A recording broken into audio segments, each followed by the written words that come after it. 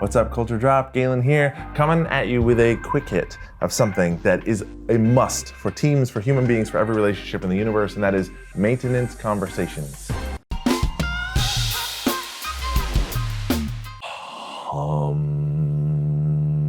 Yeah.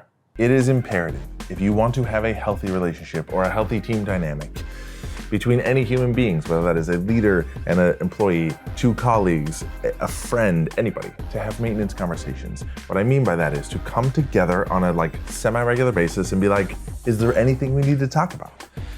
And when I do this work with teams and talking about building a culture of feedback, the frequency for these types of conversations is once a quarter. Every 3 months, 4 months tops, that you and I, if we work together a lot, we sit down and we just have a quick conversation. I use this 3 simple question model of what's going great? What am I doing great? What are you doing great?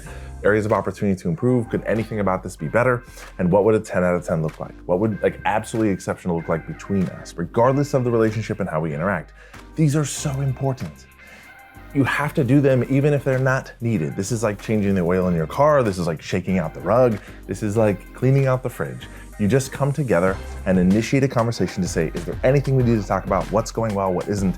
Right? What would exceptional look like here? I know most feedback conversations happen from a place of authority, right? Where leaders go to employees and be like, here's how you're doing and all that kind of stuff. This is a shared conversation for two people to be like, how is our working relationship or our friendship or our romantic relationship? I know this isn't done. It's not historically done.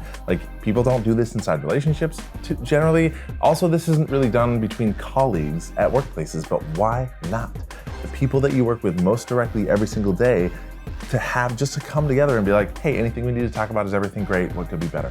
When we don't do this, things get left unsaid. Sometimes people are afraid to bring things up that bother them or that frustrate them or that just show up on the radar because they don't know how the other person will react. And if we don't set up and initiate these conversations proactively, then if I do have feedback for you, it becomes more of a thing where it's I have to come in and say, hey, I have this feedback for you.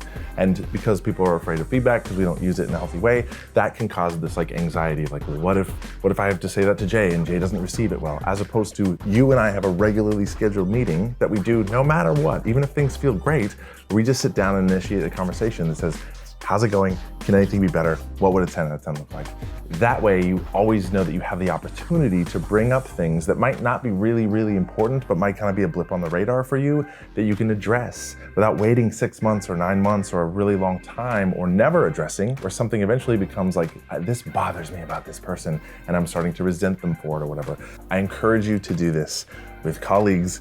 It's not weird. Normalize these types of conversations where we just are saying, hey, how is our relationship, regardless of what the function of that is, whether it's boss, leader, colleague, etc. It's such a healthy thing to do, to have more trust, more rapport, to feel more connected together, where we can just talk about things that need to be talked about. Because when we do these types of conversations on a regular basis, it also normalizes that if I have feedback to share with you, or if you have feedback to share with me, I'm open to it. That this is a normal part of our relationship, and that that's an okay, healthy, normal thing to do, that I will react well to it, etc. I know that a lot of teams watch these Culture Drop videos together.